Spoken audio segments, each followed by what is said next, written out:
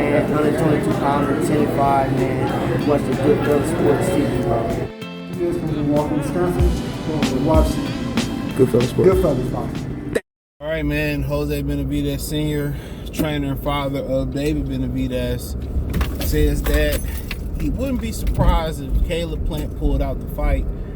I'm thinking about going, but him saying that making you kind of like be on the edge, because then you know Al Heyman don't want to give you your ticket money back. You know what I'm saying? You'll be stuck watching David Benavidez and Cameron Davis too. But then again, it's still Vegas too. You know, then again, it's still Vegas. So you always gonna find something to do in Vegas. And they got the Hoover Dam, you know, women always gonna be there. So, but he said that that's one of the reasons that they didn't try to negotiate nothing. They just let Caleb Plant have what he want to have, as far as the ring size and everything else. So, and they bowed down to his demands. And this one, it's such a thing of being too thirsty or, you know, not negotiate nothing, you know, to benefit your son. You know, then, you know, after the fight, if Plant do win, then I guarantee you, then they gonna be like, well, you know, he had all the advantages, and, you know, but if you agree to something, you know, I don't think you should be able to use excuses. You might as well just chuck the deuces and just be like, you know, good win by Plant. But yeah, he said that, you know, he kind of alluded in the statement that it's a strong possibility that they could be taking on Demetrius Andrade, and that Showtime should have a replacement on deck pretty soon. So he said they probably already notified somebody that they probably gonna be doing something different, or a late replacement, excuse me. So I mean, at the end of the day, he said it was a strong possibility that Demetrius Andrade could be that late replacement, or Demetrius Andrade kind of could be next. So more power to him, to be honest. More power to him. I mean, that's never a great statement to make when you want people to come out and buy tickets and people to buy the pay-per-view and all that stuff. You know what I'm saying? And then, you know, people say, well, he might not show up. They might not want to refund me. So let me go ahead and wait till the day of the pay-per-view to buy the pay-per-view. Now you could have just took some money out y'all motherfucking pockets. You know, now you could have took some money out y'all pockets. And with that being said, you get to the day of the fight, you might be like, oh man, you know, shit, you know, that $80, man, I can spend it elsewhere. I should just keep it in my pocket and stream it. Money kind of tight. When I had it, I could have paid it ahead of time. So, you know how the vibes is, bro. And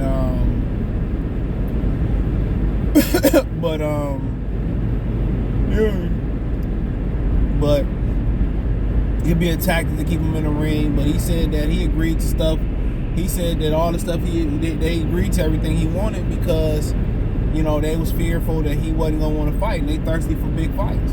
And to a point, he got a point, because, you know, a lot of these fights don't happen. Somebody priced themselves out, or one little thing don't go right, and, you know, people with David Benavidez's age, you know, shit, even record, don't get these opportunities too often. So he said he's scared he's gonna pull out with an ankle injury or something like that, and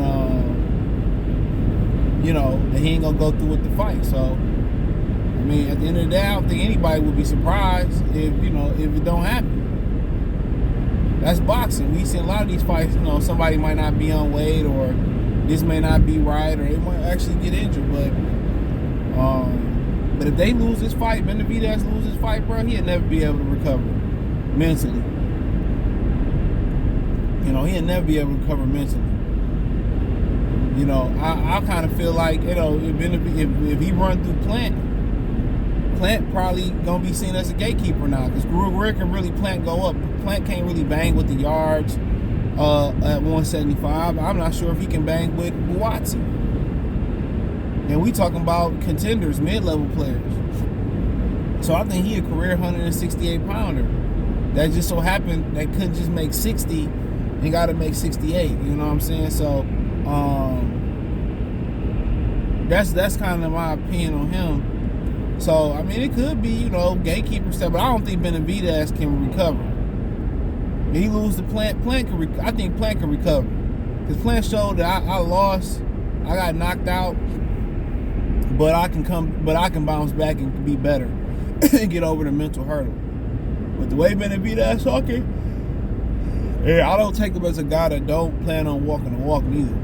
I think what he's saying, everything deserves to be face value. But if he do lose, it's gonna be, he really lose. I mean, I don't care if he lose by inch or a country mile. That's gonna be hard for him to mentally get over that. That's gonna be hard for him to mentally get over that, bro. So, just something to chew on. Just something to chew on real quick. It's gonna be tough for him to get over that mental hurdle, but it's a sport of confidence.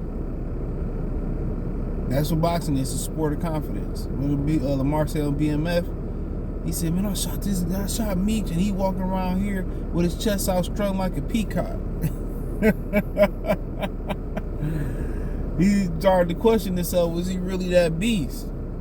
And that's the true definition of not sweating.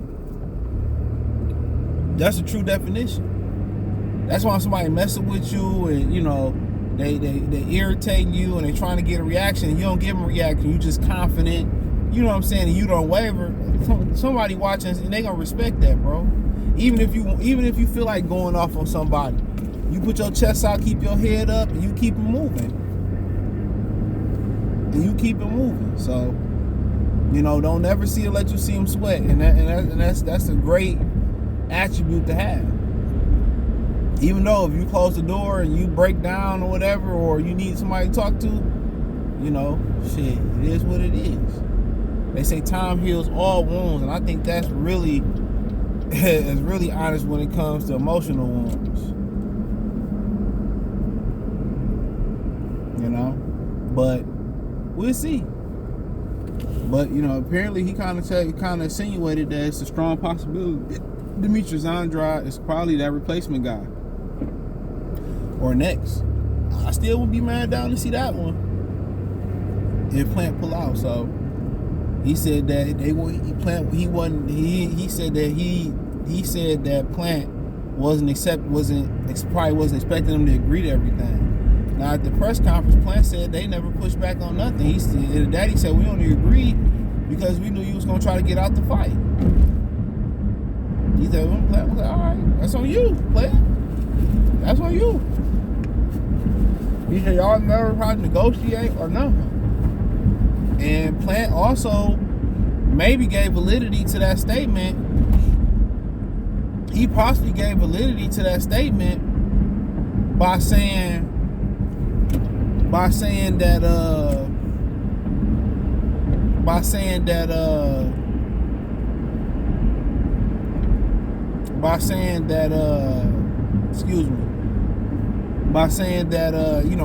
they had reached out to Charlo too, and Big Charlo wasn't nowhere to be found. So at the end of the day, he kind of like, once you put it one and one together, Jose Benavidez Sr. might have a point, because he said they reached out to Charlo to fight too.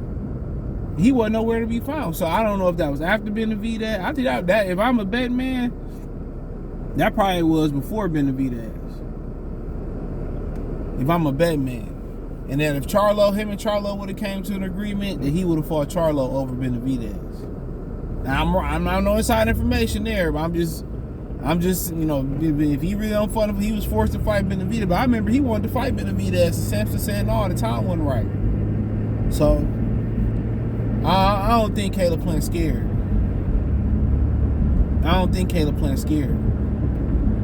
He got the same demeanor that he had against Anthony Durrell. So he could have waited for an actual belt to be on the line, or both of them getting belts again. He took the fight, so we'll see.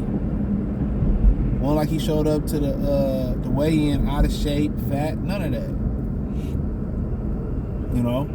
So he took the fight, but this is Jose Benavidez senior way of trying to play mental warfare and trying to get inside Caleb Plant's head. We'll see. They're a confident bunch, and I tell you, them guys who got all the confidence in the world, best thing you can do is create a chip in their confidence. Once you create a chip, it turns into a shatter or to a crack. Once you start into a crack, they quickly shatter. So that's one of them dudes that got all the confidence in the world, don't feel like they can't be beat. You know, that they confidence has reached arrogance or above arrogant status. Once you start getting in that ass, bruh, a lot of times they crumble. You know, but that's up to him to do so. He gotta create doubt within the Benavidez corner in Caleb playing. He gotta create that doubt. You know, and that, you know, like I said before, if he gonna run around for Benavidez, you know, that's the game plan, is to run. It's just a matter of time before he get knocked out. His conditioning not good enough. Only the truly special ones can move for 12 rounds. You know, and it ain't a lot of them. And generate power, keep their conditioning, and all that type of stuff. He ain't one of them. He ain't one of them. So, if your plan is to move and outbox him, and that's your plan, all he gonna do is stalk you, take his time, beat the shit out you. His game plan got to be what it was with Anthony Durrell. With Anthony Durrell. And that's balance, angles, you know, go in and out, hold your ground a bit, just keep him off balance. That's what I would say, just keep him off, move a little bit. But I would come out there and set the tone on that motherfucker, though. That's what I would do. I'd come out there and smack him right in his fucking mouth. That's what I would do. I'd walk right to him and smack him right in his schnauzer. Wow. I'll let it be known off rip. I come out there, even if I didn't land it clean, I come out there and just set the tone. I press him. A lot of people say, "Oh no, CJ, you don't press the puncher. You don't, man, bro. How do you assert your dominance, bro? By moving. Because once you set the tempo, once you set the rhythm, and you gonna move and box all night, it's hard to change it to being on the front foot. It's hard to do that, especially if the other guy get into a rhythm. So I'll come out there and it wouldn't even be no posture. I walk right to him and pop him in his mouth. Real talk. And I let him know you in a fight.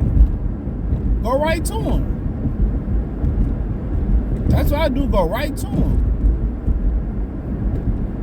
You know. Then set the tone with that punch. Then you start moving a little bit. But him holding his ground is his best bet, bro. People don't understand boxing though. And then once you establish, then you start moving, keeping him off balance a little bit. Start moving and playing with him and fading on his ass. But you got to get his respect. He don't respect you. Not only his words saying he don't respect you, his actions and his daddy saying he don't respect you. So you got to get that respect. You ain't get that respect from another man by using finesse, bro. You know, by outthinking a motherfucker, bro. You need some type of brute strength, some type of power to go along with that. You know, you got to let him know he got to respect your gangster. He got to respect your gangster.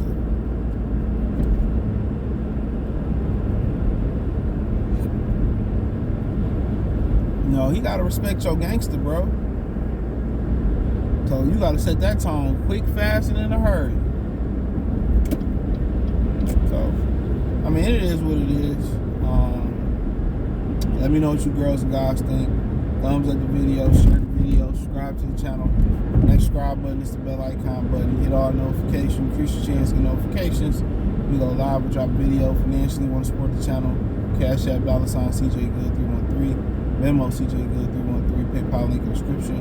Hit the link tree. Find me on Twitch, Twitter, Instagram, Spotify, Anchor, Cash App, Venmo, PayPal, Apple Podcasts, Google Podcasts, the whole 9 link tree, the first link in the description. Let me know in the comment section.